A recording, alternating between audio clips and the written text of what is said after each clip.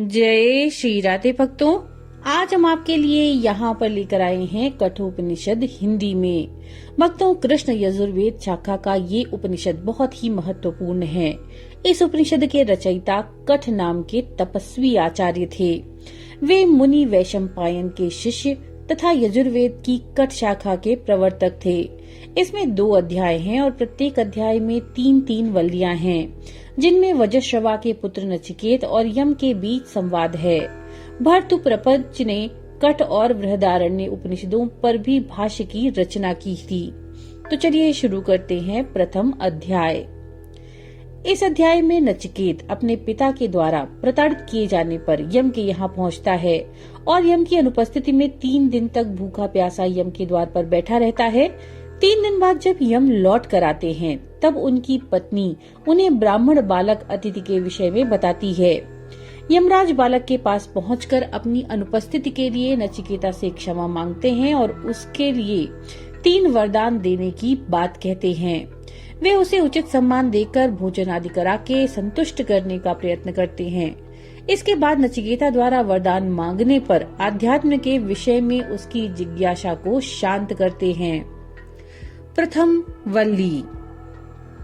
किसी समय वज्रश्रवा ऋषि के पुत्र वाजश्रवस उद्दालक मुनि ने विश्वजीत यज्ञ करके अपने संपूर्ण धन और गौएं दान कर दी थीं। जिस समय ऋत्विजों द्वारा दक्षिणा में प्राप्त वे गौएं ले जाई जा रही थीं, तो उन्हें देख करके वाजश्रवस उद्दालक मुनि के पुत्र नचिकेत सोच में पड़ गए, क्योंकि वे गौएं अत्यधिक जर्जर हो चुकी थीं।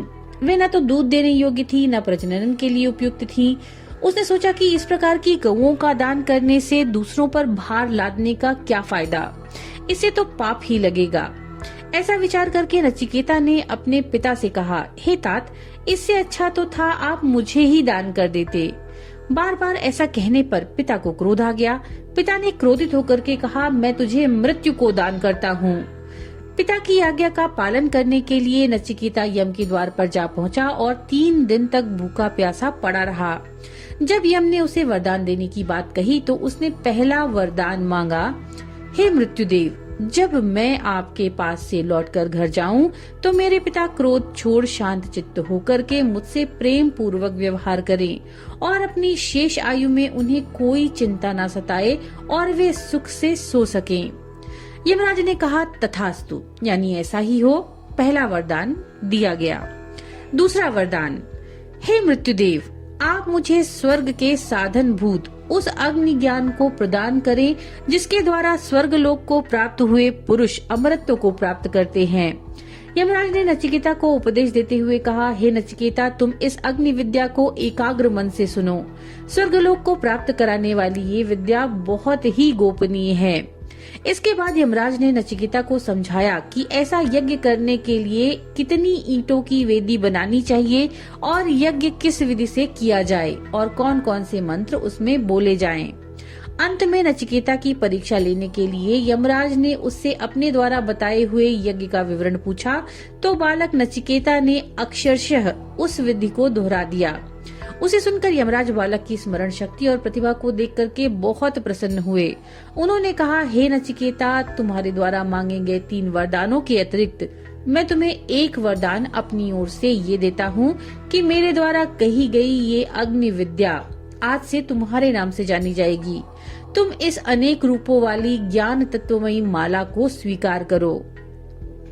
नचिकेता को दिव्य अग्नि विद्या प्राप्त हुई, इसलिए उस विद्या का नाम नचिकेताग्नि यानी लिप्त न होने वाले की विद्या पड़ा।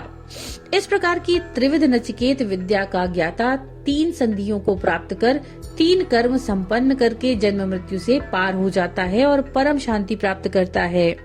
आचार्यों ने नचिकेत विद्या को प्राप्ति, अध्ययन और अनुष्ठान 3 विधियों से युक्त कहा।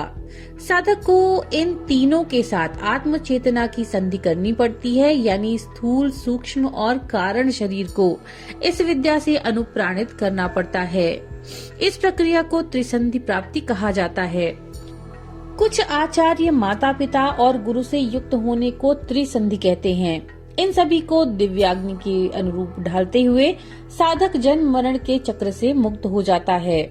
अब उसने यमराज से तीसरा वरदान मांगा, हे मृत्युदेव, मनुष्य के मृत हो जाने पर आत्मा का अस्तित्व रहता है, ऐसा ज्ञानियों का कथन है। परंतु कुछ की मान्यता है कि मृत्यु के बाद आत्मा का अस्तित्व नहीं रहता।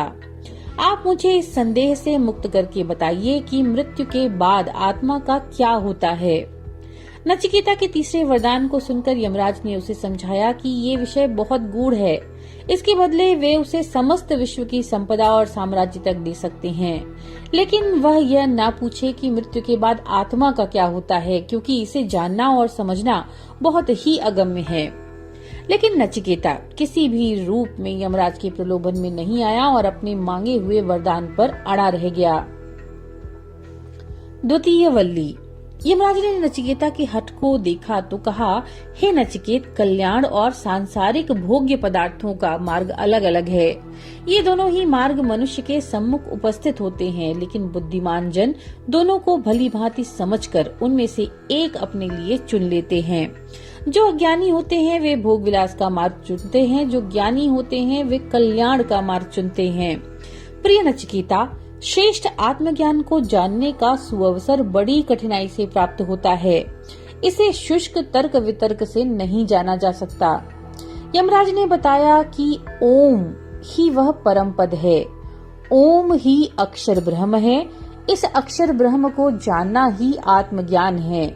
साधक अपनी आत्मा से साक्षात्कार करके ही इसे जान पाता है, क्योंकि आत्मा ही ब्रह्म को जानने का प्रमुख आधार है।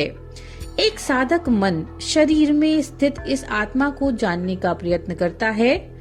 न जायते म्रियते वा विपश्चिन्नायम कुतश्चिन्न बभूव कश्चित् अजो नित्यः शाश्वतोयम पुराणो न हन्यते हन्यमाने शरीरे।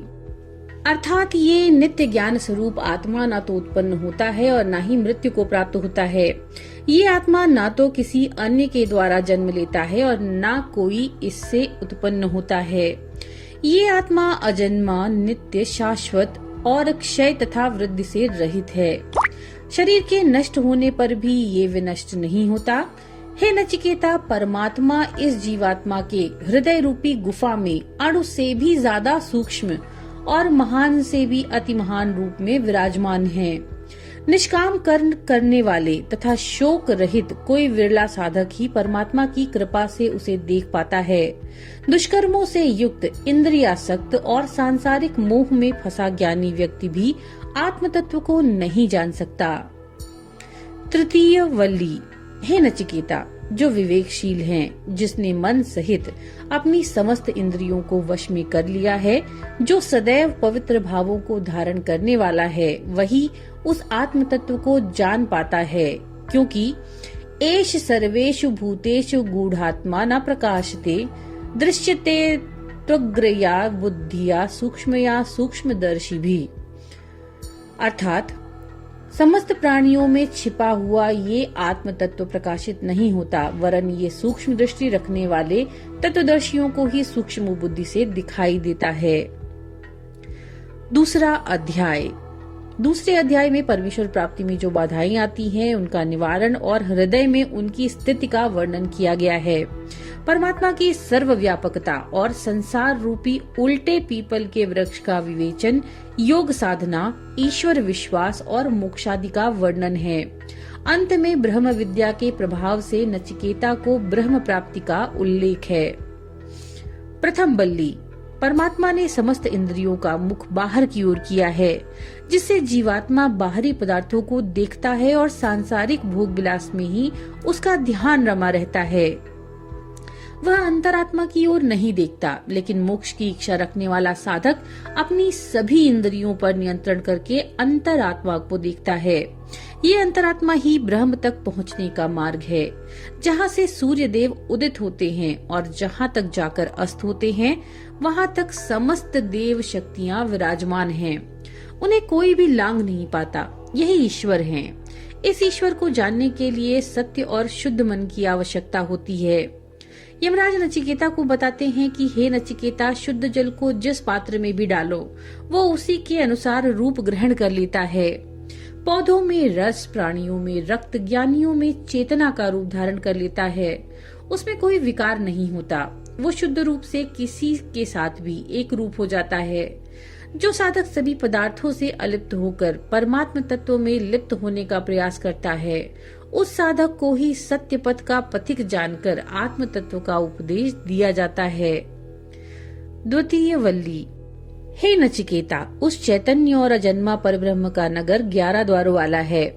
2 नेत्र, 2 कान, 2 नासिकारंध्र, 1 मुख, नाभि, गुदा, जननेन्द्रिय और ब्रह्मरंध्र, ये सभी द्वार शरीर में स्थित है।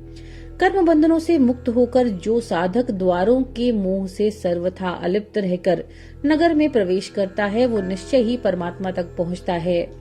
शरीर में स्थित एक देह से दूसरी देह में गमन करने के स्वभाव वाला यह जीवात्मा जब मृत्यु के उपरांत दूसरे शरीर में चला जाता है, तब कुछ भी शेष नहीं रहता। ये गमनशील तत्व ही ब्रह्म है। यही जीवन का आधार है। प्राण और अपान इसी के आश्रय में रहते हैं। अब मैं तुम्हें बताऊंगा कि मृत्यु के उपरांत आत्मा का क्या होता है, यानी वो कहाँ चली जाती है।